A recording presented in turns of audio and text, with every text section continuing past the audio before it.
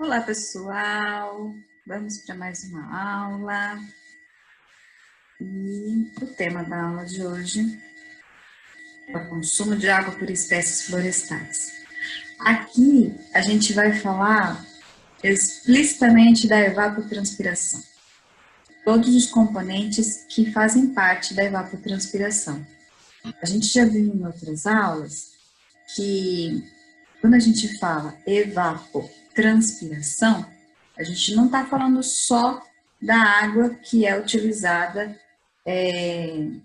como no metabolismo das plantas, né? Que seria a transpiração. Também não é só a água que é evaporada da superfície da terra, que seria a evaporação direta.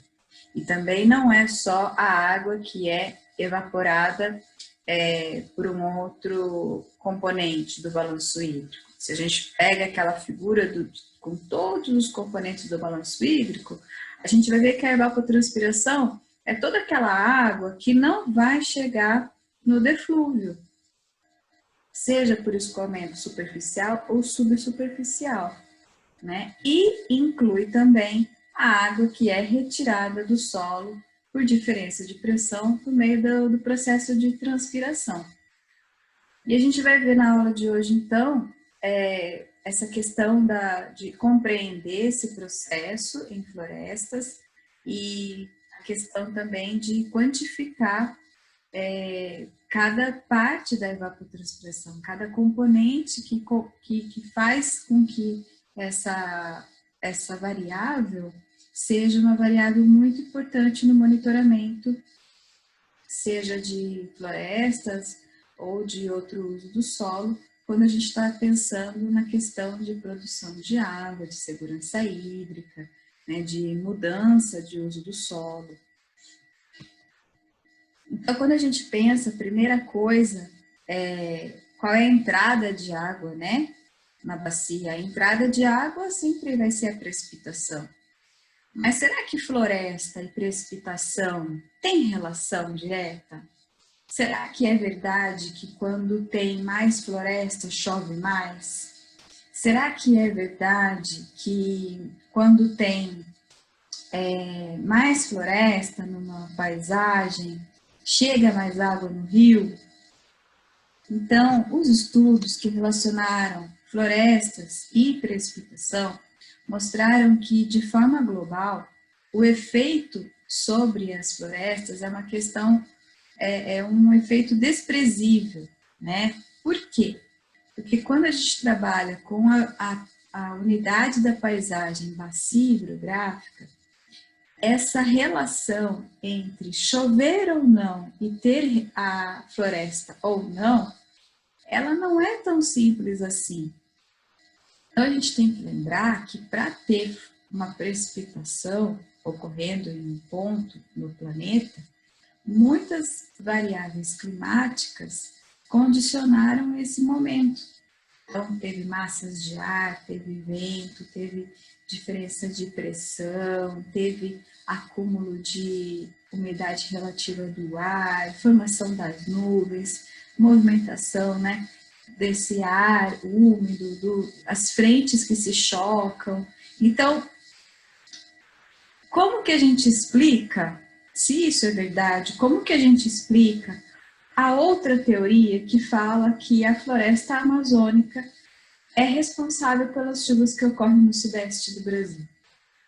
Porque aí a gente está falando de uma condição global, que é a movimentação da massa de ar que predomina durante parte do ano, que vem da Amazônia para o sudeste, trazendo sim a umidade relativa que é originada da evapotranspiração das florestas.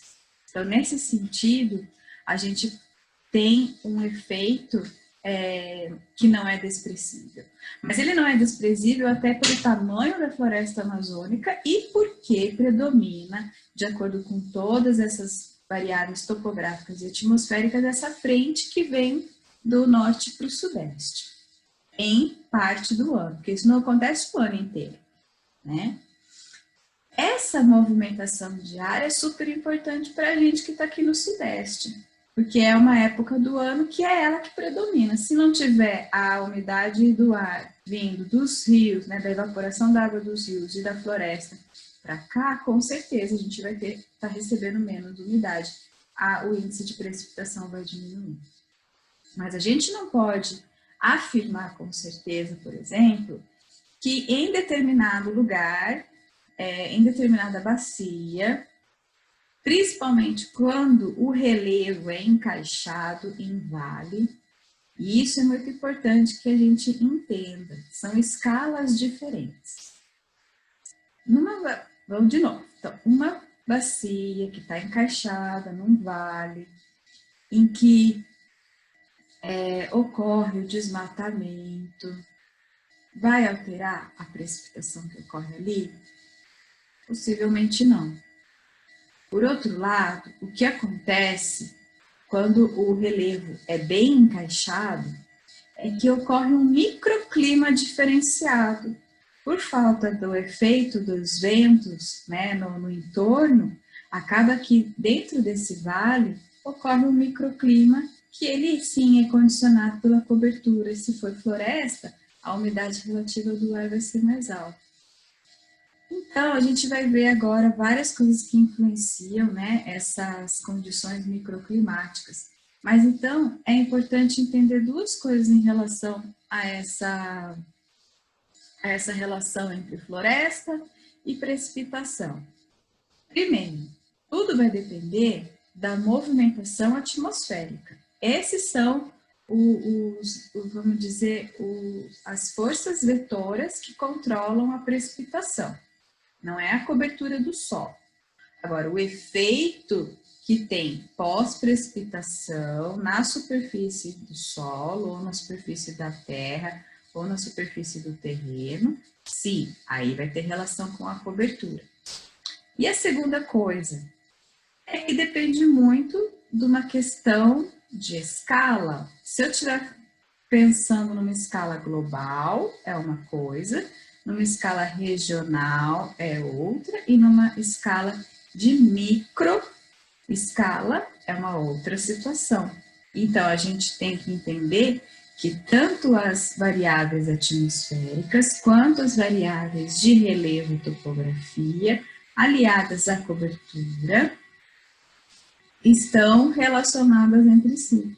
Por isso que a gente não pode afirmar previamente uma situação sem analisar essa questão da dimensão, da escala e da significância entre essas variáveis, ok?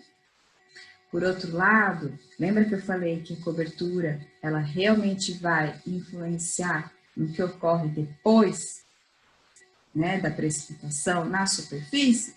É por conta dessa capacidade que a floresta tem de interceptar a água da chuva pelo dossel. E isso pode resultar em até 25% de redução da água que chegaria diretamente no solo. Esse realmente é o grande fator de mudança, né, ou de diferença entre a cobertura florestal e um outro tipo de cobertura, ou ausência dela. A outra coisa que a gente sabe que acontece, que é muito importante, é a questão do que ocorre quando não está chovendo, né? Então, quando está chovendo, tem a interceptação. Então, parte da água da chuva que não chega à superfície do solo. Para onde ela vai? Ela tem dois caminhos a seguir. Ou ela vai escorrer devagar pelos troncos, né? Pela serapilheira, e chega numa velocidade lenta no solo, dando a capacidade do solo absorver essa água, ou ela será evaporada diretamente, ela não vai nem chegar na superfície do solo, vai ser evaporada. A outra coisa é quando não está chovendo. Quando não está chovendo, o que acontece?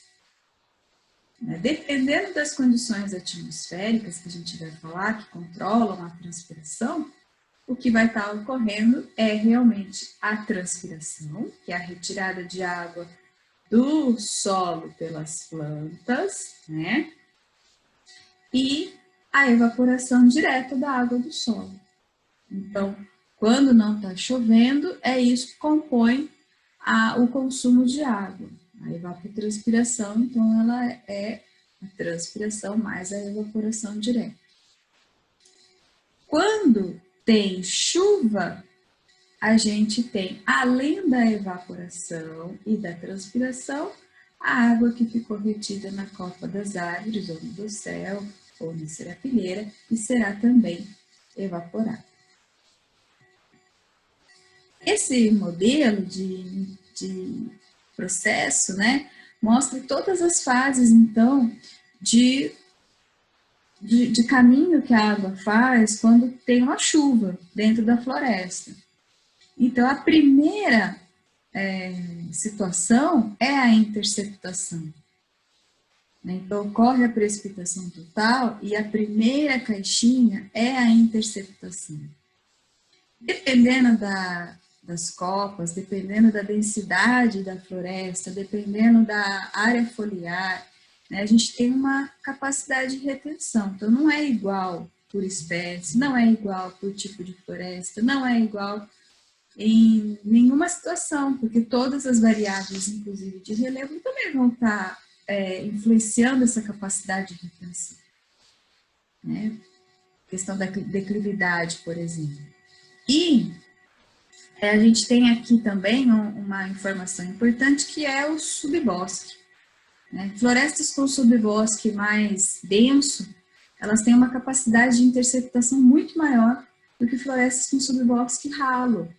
Ou, não sei se vocês usam outra palavra para isso, né?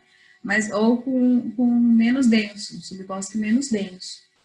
Então, o que a gente tem? A gente tem a interceptação, a capacidade de retenção, que depende, então, dessas características da vegetação, e o que chega realmente no solo é o que passa pelas copas e não fica retido, que é chamado de precipitação interna, e o que escorre pelos troncos, né?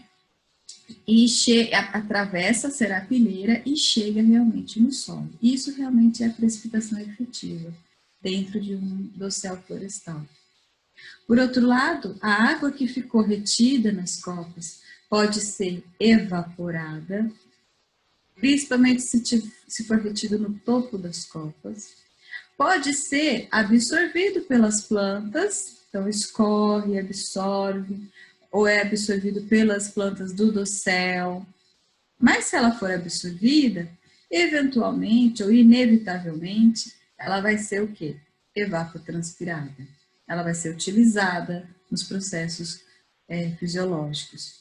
Mas ela também pode ser utilizada por animais e que também vai estar chegando ao meio em algum momento, né?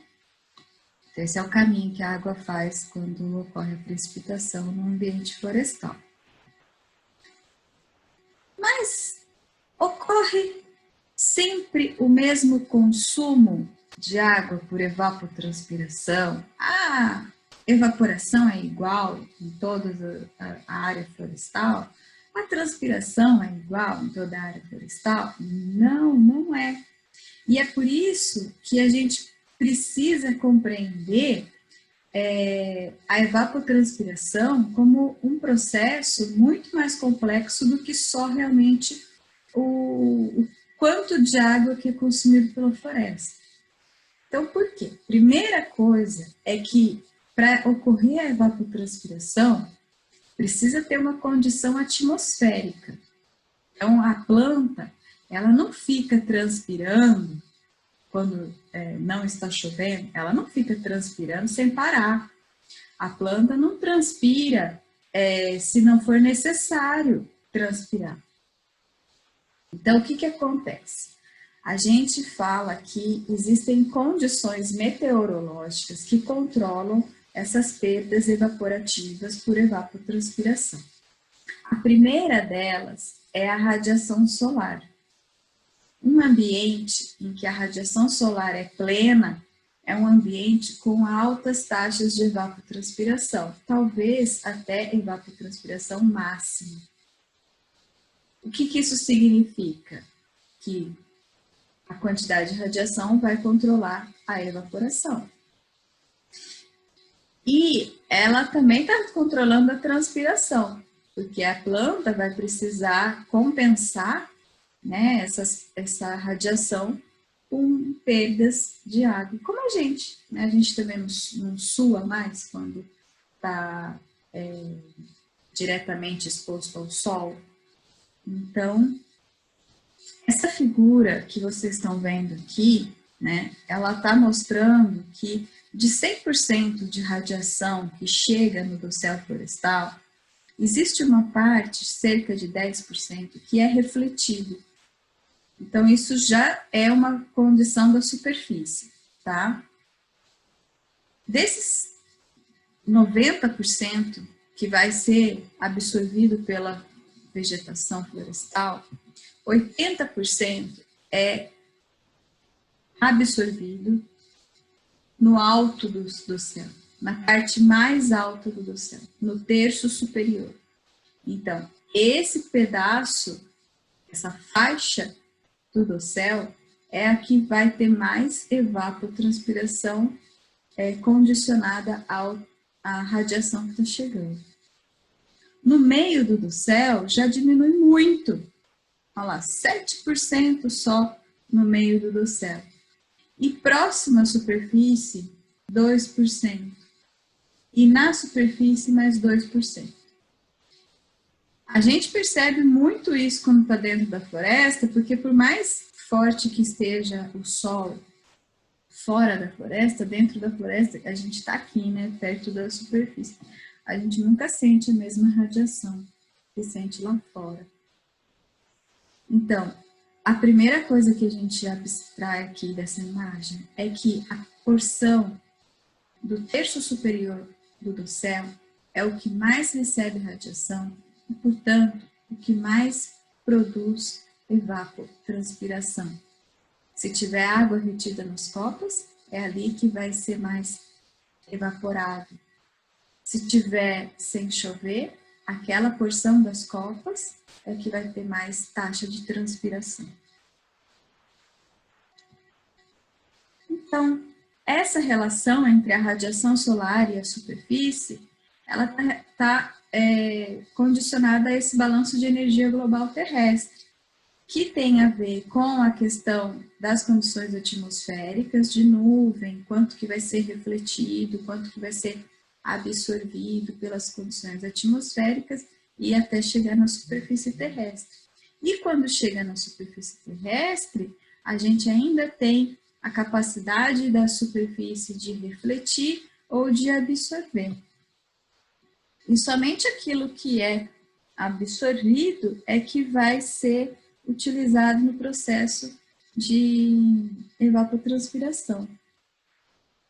Então, a radiação solar é aquilo que alimenta o crescimento da floresta, que produz fotossíntese. Só que quando a gente fala de floresta, a gente tem certas especificidades de funcionamento fisiológico do ambiente florestal, que em monocultivos a gente não encontra, ou que em determinadas culturas agrícolas aquilo não é observado.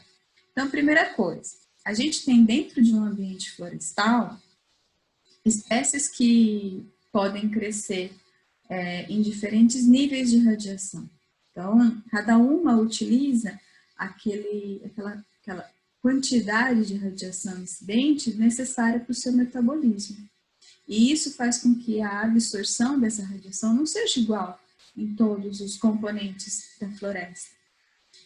A outra coisa é que, dependendo do ciclo, elas vão precisar de mais radiação ou não. Então, a fenologia, o estado de maturação, tudo isso vai estar relacionado com um nível de radiação mais propício e, portanto, a gente tem uma dinâmica muito heterogênea quando a gente fala em distribuição espacial e temporal da absorção de radiação em florestas. A fenologia, ela está adaptada a essas condições, né? Duração do dia, intensidade, e isso vai trazer também um uso muito inteligente dessa radiação. Por isso que quando a gente fala assim, espécies adaptadas a determinada condição, é porque elas já têm no seu código genético, na sua evolução, toda uma adaptação a essas condições que não são homogêneas, nem ao longo do ano, né, temporalmente, e também nem em relação à distribuição espacial. Agora, essas relações que a gente fala entre intensidade de radiação incidente na superfície e todas essas interações que ocorrem com a vegetação é uma das coisas que explica a diferença entre a taxa de evapotranspiração quando a gente está comparando duas bacias com incidência de radiação diferente. Então, lembro aqui para vocês aquele gráfico que mostra que bacias no hemisfério norte, com orientação para o sul, recebem maior radiação e, portanto, a evapotranspiração delas é maior. Da mesma forma, se a gente pega esse conceito e traz aqui para o hemisfério sul, bacias com orientação, ou seja, o rio está drenando para, né? Então, bacias com orientação para o norte, no hemisfério sul, são aquelas que recebem maior taxa de radiação e, portanto, apresentam maior evapotranspiração. Isso quando a gente faz a retirada da cobertura ou a gente faz o plantio da cobertura florestal, vai ter um efeito diferenciado. Muito bem. Uma floresta adulta, vamos ler junto aqui. Uma floresta adulta difere radicalmente de uma superfície de vegetação de menor porte. Quem é essa vegetação que a gente sempre fala? Uma graminha, né? É bem diferente da floresta. Devido à existência de um ambiente peculiar da floresta, que é o espaço compreendido entre a copa e o piso. O microclima deste ambiente florestal é basicamente diferente daquele que se observa sobre outras superfícies. Então, de olhos fechados a gente pode responder qual é a maior diferença entre uma floresta e uma outra cobertura vegetal. É a presença e os efeitos do dossel. Então, essa distância entre a copa e o piso é uma condição microclimática especial. A primeira coisa que a gente já viu que faz é atenuar a radiação.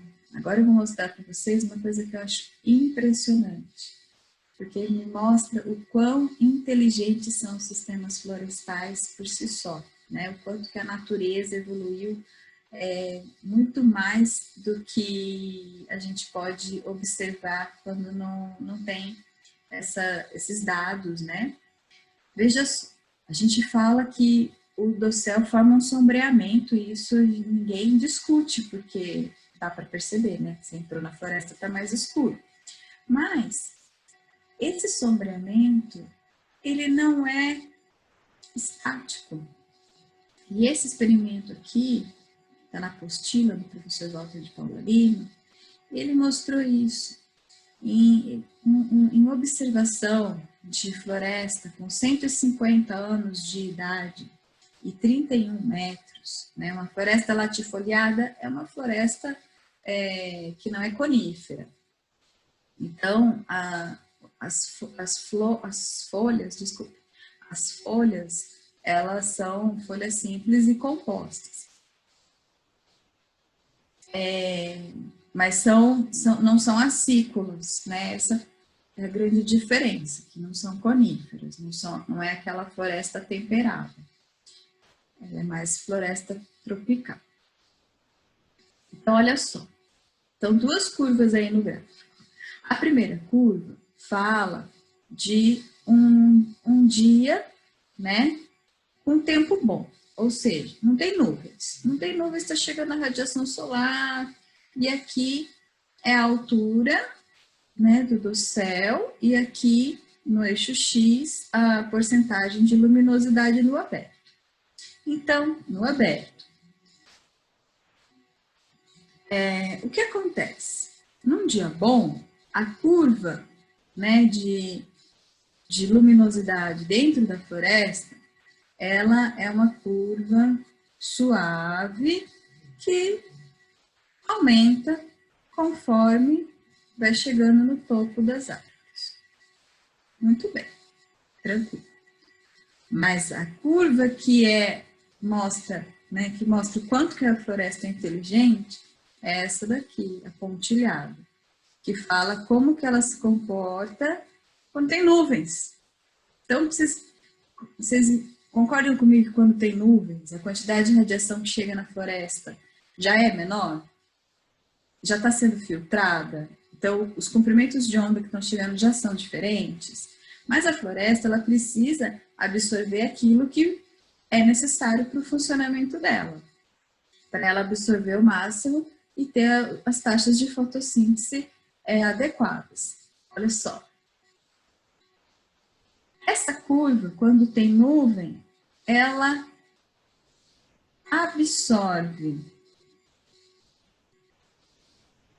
perto do piso, né? Ela absorve menos do que... É claro que é menos do que no tempo bom, mas olha só a forma da curva, né? Ela vai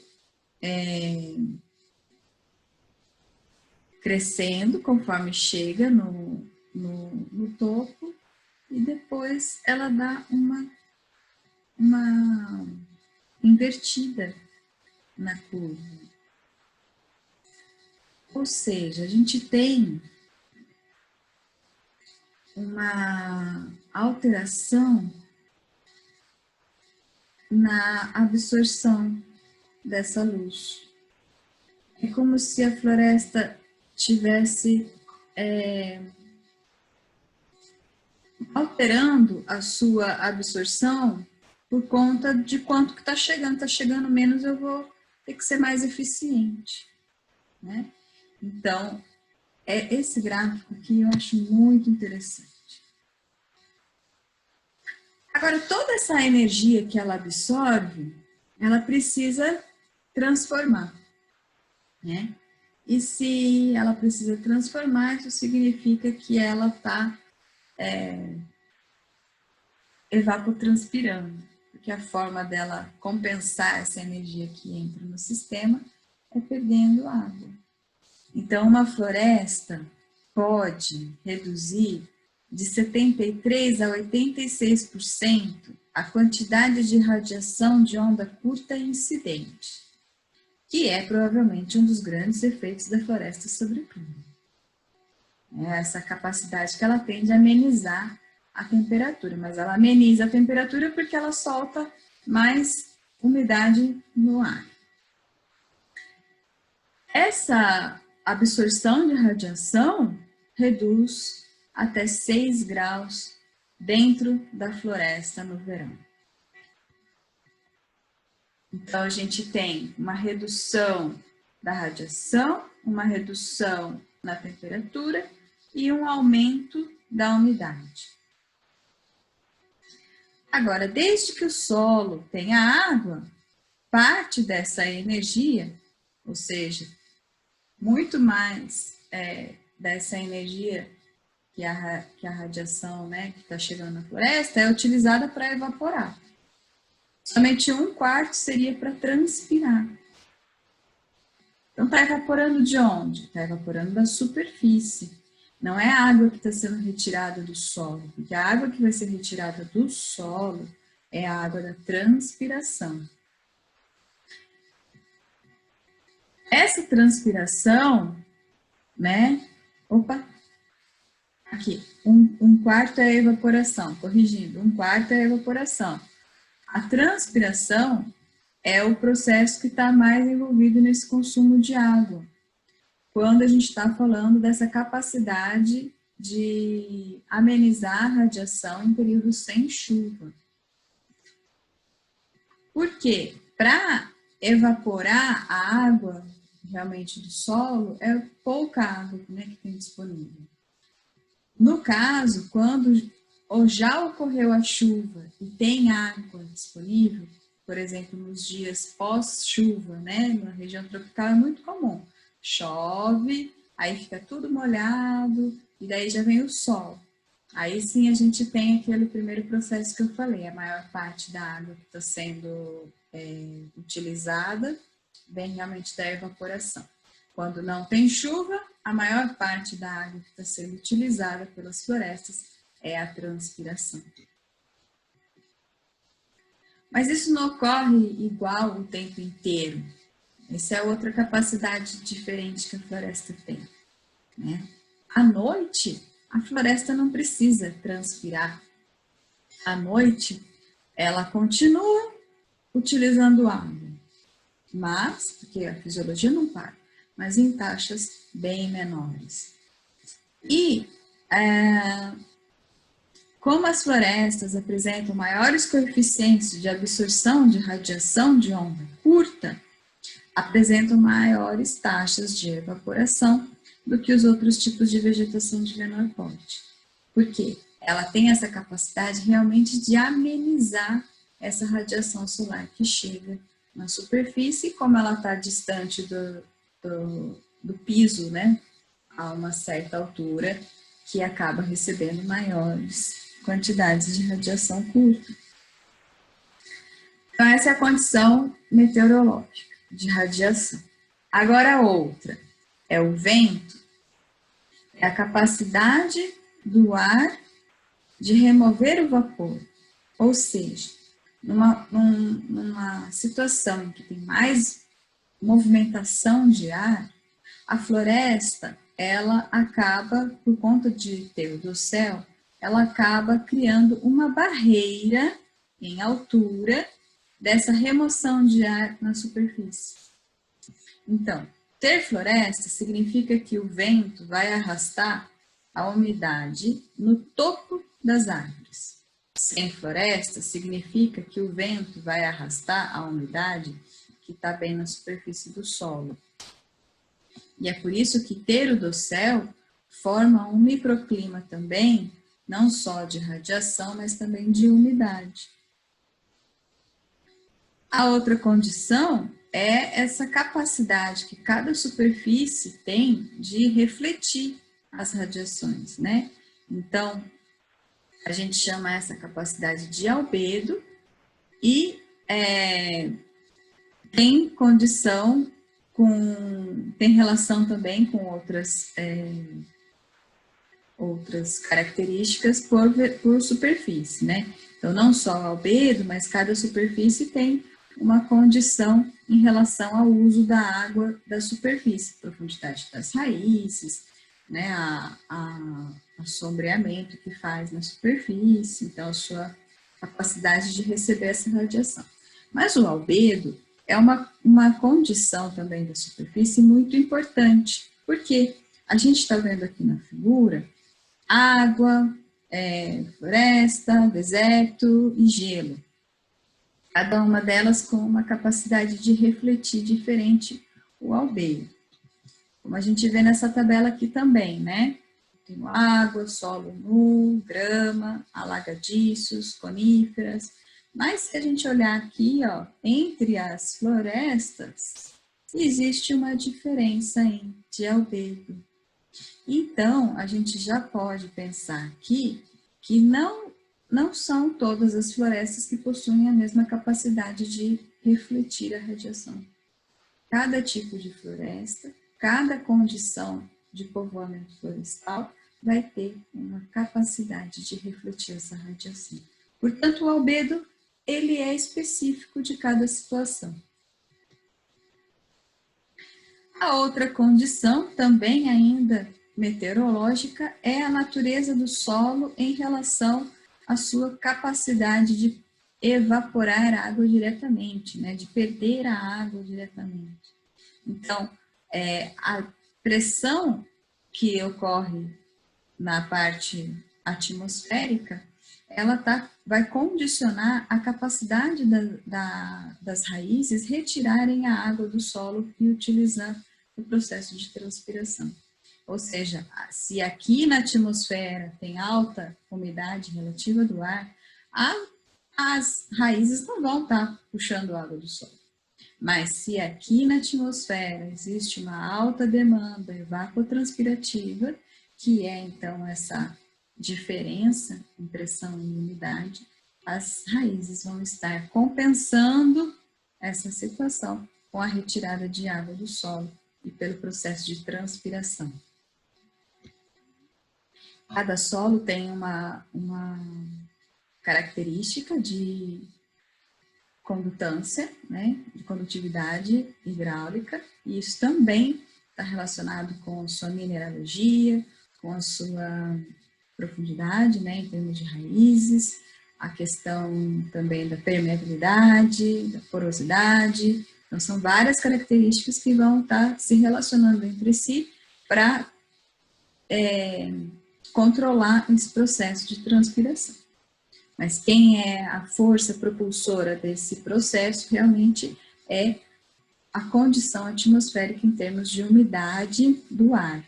A alta demanda evapotranspirativa ocorre quando a gente tem uma baixa umidade do ar, e ela pode ter sido causada por alta radiação incidente ou por excesso de movimentação de ar, né, que é o vento. Então, regiões que ventam muito e regiões que têm uma alta incidência de radiação já são aquelas que apresentam uma maior taxa de demanda evapotranspirativa da atmosfera. E tem diferença quando tem sistema radicular pivotante e sistema radicular fasciculado? Tem bastante diferença. Primeiro que uma raiz fasciculada, ela tem uma capacidade de explorar o solo mais superficialmente, em relação a uma raiz pivotante, ela é mais profunda. E se a gente pensar, então, no sistema radicular como funcional, a gente tem essas raízes fasciculadas com muito mais quantidade de raízes finas, que são para absorver água e nutriente, quando comparado a uma raiz pivotante, né, que ela tem muito mais raízes em volume, ela tem muito mais raízes que estão relacionadas à sustentação do que relacionadas à absorção. Então, o sistema radicular em floresta, ele é pivotante, né, predomina pivotante, quando a gente fala das espécies arbóreas, sem considerar as herbáceas e arbustivas presentes no subbosque de uma floresta natural. Então, ocorre diferença, sim, no sistema radicular. As florestas acabam sendo mais eficientes na exploração de água do solo. Eficiente não significa que explora mais ou menos, mas que explora de forma eficiente. Muito bem. Então, o que a gente tem que compreender desse processo de evapotranspiração em floresta? Bom, a gente tem que entender que a evapotranspiração é o conjunto de três processos: a transpiração, a interceptação e a evaporação. E quando está chovendo, ocorrem as três. Mas quando não está chovendo, o único processo de saída de água de uma floresta pela vegetação é a transpiração. Mas essa transpiração, ela tem outros efeitos. Por conta do dossel, os efeitos microclimáticos que ocorrem por conta da transpiração são efeitos que muitas vezes são considerados benéficos para essas condições na superfície. Então, esses três gráficos estão mostrando temperatura, velocidade do vento e concentração de vapor em situações de floresta e sem floresta, à noite e ao meio-dia. Então, se a gente olhar o primeiro gráfico, a gente vai ver, quando não tem floresta, a temperatura à noite, ela é muito baixa, próximo ao solo, próximo ao solo, e conforme vai se afastando da superfície do terreno, ela sobe um pouquinho. Ao meio-dia, ela é ao contrário, né? Ela é muito mais quente próximo ao solo. Mas numa floresta, no período da noite, toda a parte que é protegida pelo dossel, inclusive as copas das árvores e abaixo delas, até o piso, ela tem uma variação muito pequena de temperatura. E ela vai aumentar a temperatura realmente fora do dossel. Porém, ao meio-dia, a gente tem uma temperatura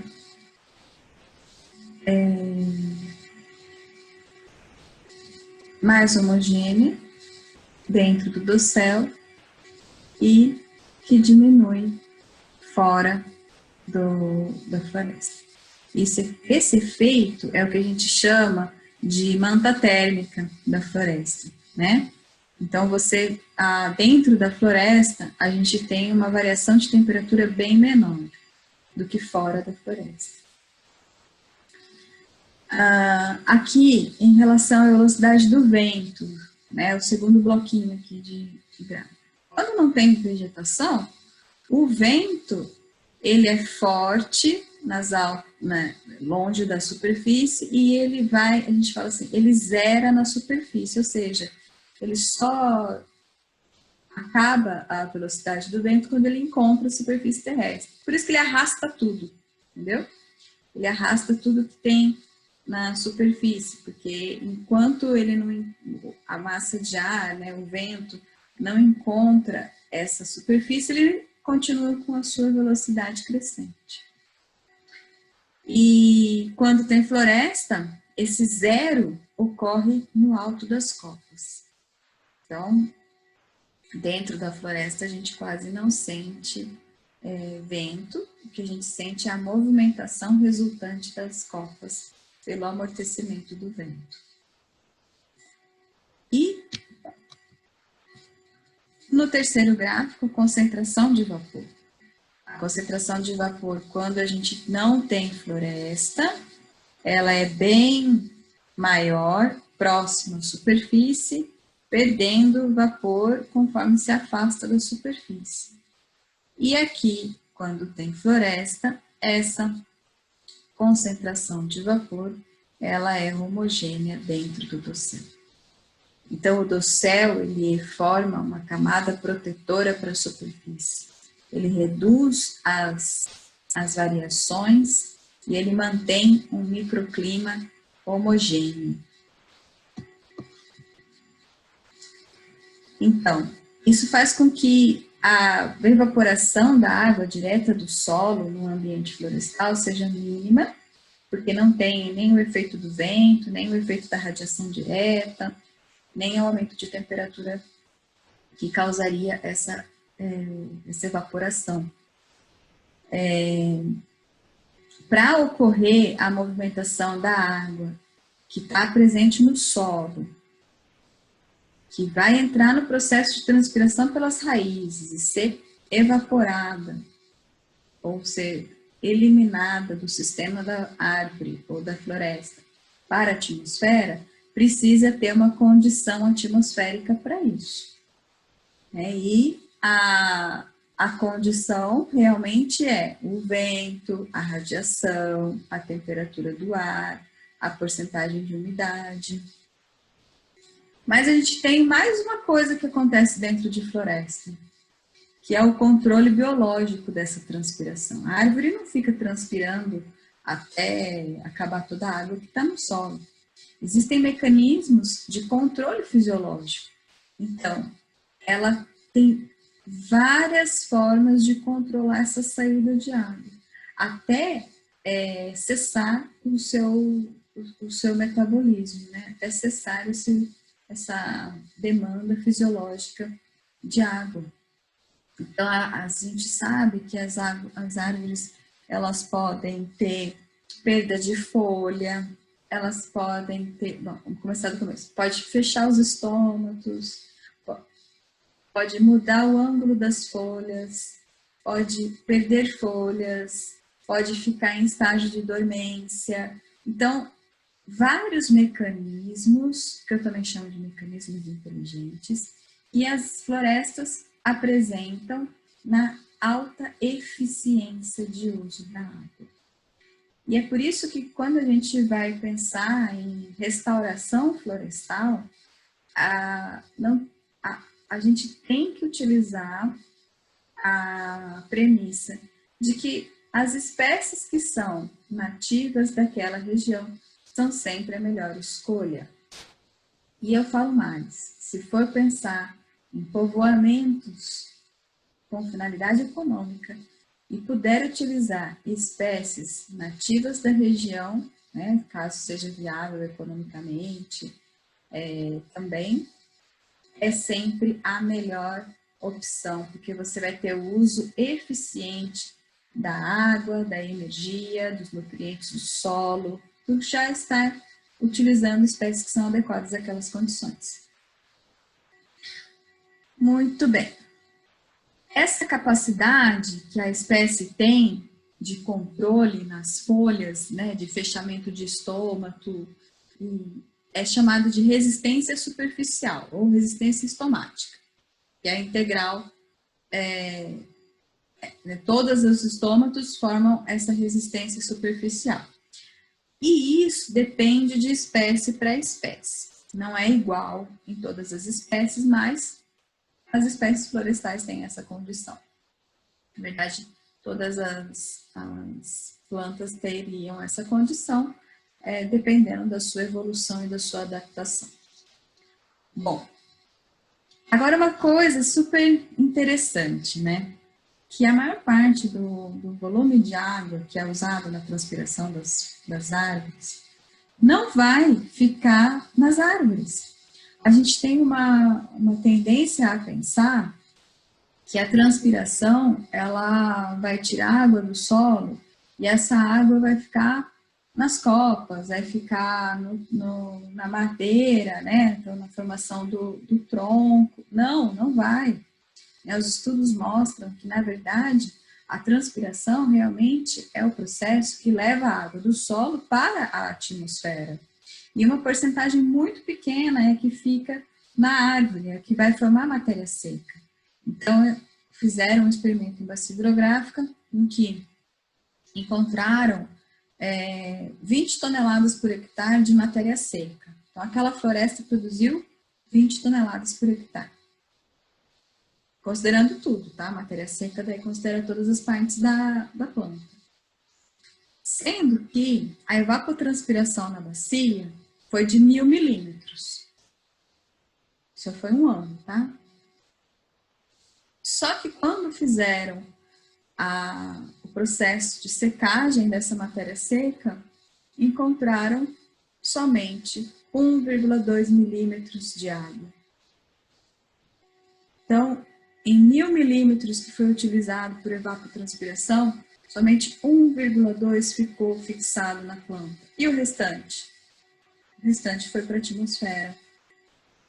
Então, a transpiração, ela é um processo que ele é, vamos dizer, o mais frequente, né, porque ele ocorre mesmo quando não está chovendo, mas ele é eficiente.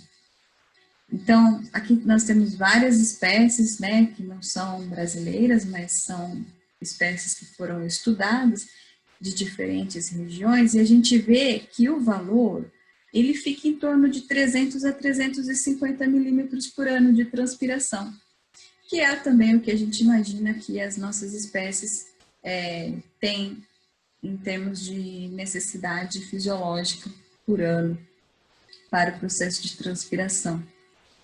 Agora, quando a gente compara florestas e considera a evapotranspiração e compara aí dois povoamentos diferentes, né, de floresta plantada, pinos e eucalipto, em que a bacia foi monitorada, e aí foi calculado precipitação, interceptação, a transpiração mais a evaporação, que é a evapotranspiração, o deflúvio e a variação de água no solo.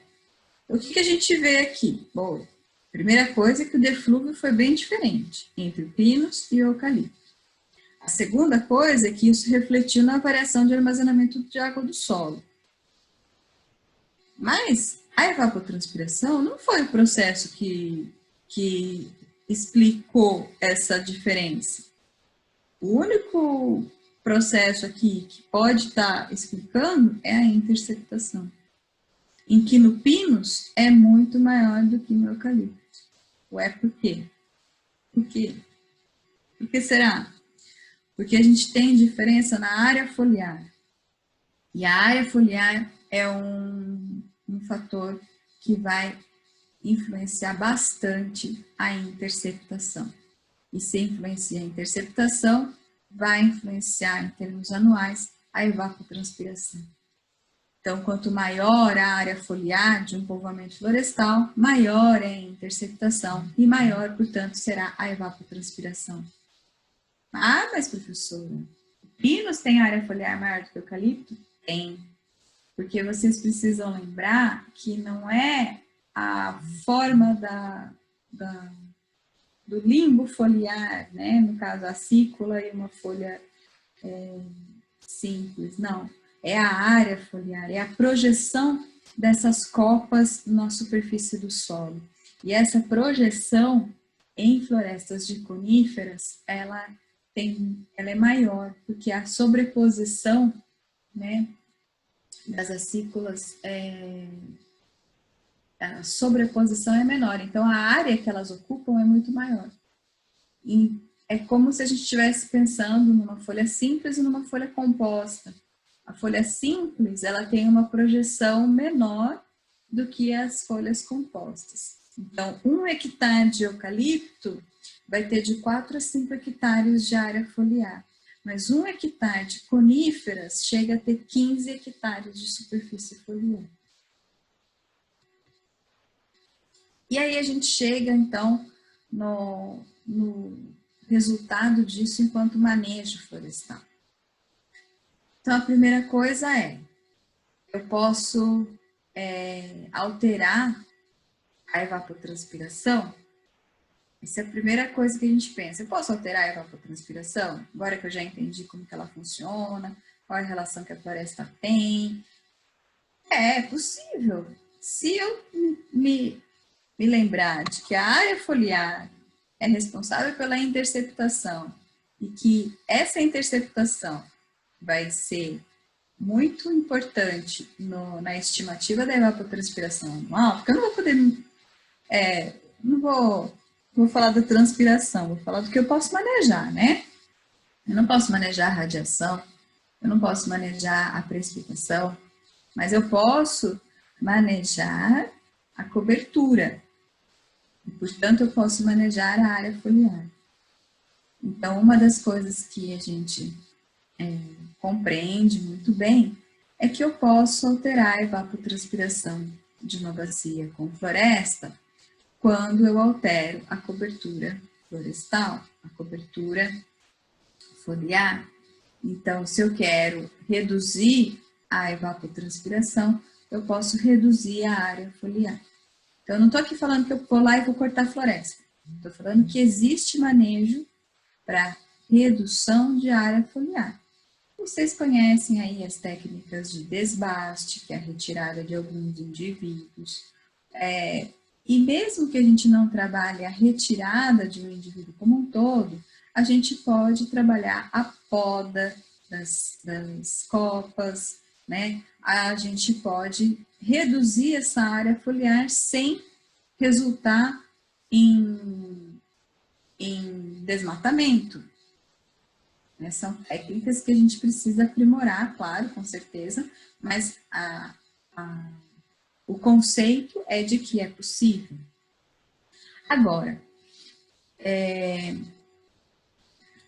se eu estou pensando em recomposição florestal, também devo pensar nisso. Se eu quero uma bacia com alta eficiência na produção de água, eu tenho que agir também de forma inteligente para garantir essa alta eficiência. Selecionar espécies que têm menor desenvolvimento, né, no sentido de tempo de desenvolvimento é uma situação. A outra sugestão seria usar mais espécies com folhas, né, a morfologia de folhas simples do que compostas, tentar usar espécies com maiores condições de deciduidade. Então, assim, eu posso fazer um sistema florestal utilizando espécies nativas que seja mais eficiente no uso da água. Mas o que eu quero também mostrar para vocês é o efeito que ocorre quando, por algum motivo, no caso aqui desse gráfico, é o fogo, a vegetação ela deixa de existir. Então, a evapotranspiração, ela também vai alterar. Olha só, quando ocorreu o fogo, né, na floresta, a evapotranspiração caiu e somente a partir do 5º ano é que voltou a ter valores próximos ao que estava antes. Então, qualquer sistema que esteja recompondo essa vegetação, ele vai ter um delay, ele vai ter um tempo de demora para essa evapotranspiração chegar ao seu máximo. Então, também não é assim, plantei a floresta esse ano e esse ano o consumo de água é máximo. Não, vai ter um crescimento da vegetação e uma mudança na evapotranspiração ao longo do tempo. Só um comentário, né? O efeito de fogo em floresta, ele não é tão simples e não é assim tão claro, né?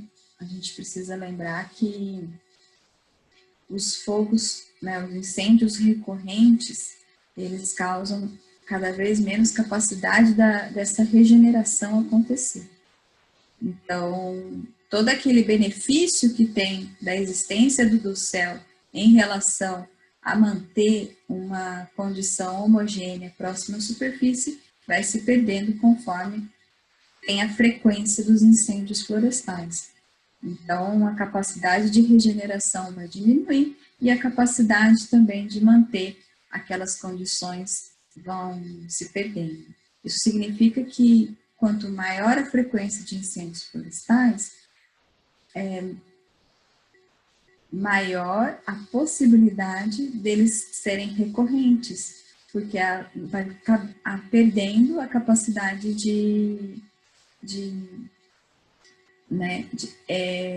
não é prevenir, mas é a capacidade de resistência aos próprios incêndios, sejam eles naturais ou criminosos. Bom, pessoal, espero que vocês tenham compreendido o nosso tema de hoje e que a gente possa continuar, então, as nossas discussões e que esteja bem claro, né, a questão do consumo de água por florestas, que é um tema muito importante quando se fala de manejo florestal, de povoamentos homogêneos ou mistos, mas que ainda algumas pessoas confundem muito, tá bom? A respeito do que é a evapotranspiração, a transpiração e também os benefícios da floresta em relação ao balanço hídrico. Então, muito obrigada e até uma próxima. A gente continua na próxima aula.